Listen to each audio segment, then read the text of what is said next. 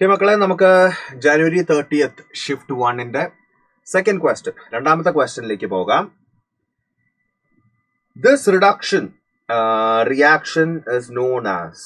മക്കളെ, ഇത് വളരെ ഡയറക്റ്റ് ക്വസ്റ്റ്യൻ ആണ്. ജെഇ മെയിൻസിൽ ഇപ്രാവശ്യം കണ്ടത് ചിലതൊന്നും വിശ്വസിക്കാൻ പറ്റാത്ത ക്വസ്റ്റ്യൻസ് ആണ്. അത്രയധികം ഈസി ക്വസ്റ്റ്യൻസ് ആണ് വന്നിട്ടുള്ളത്.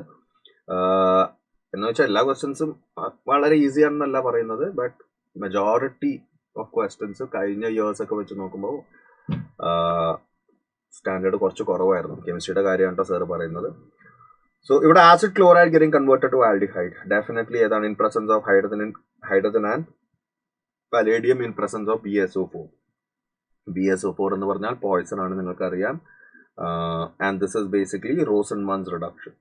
ഇത് ബേസിക്കലി ഏതാണ്? റോസൻമാൻസ് റിഡക്ഷൻ ആണ്. ഇത് ബേസിക്കലി വരുന്നത് Rosenmund's reduction. Okay, direct question ആണ്.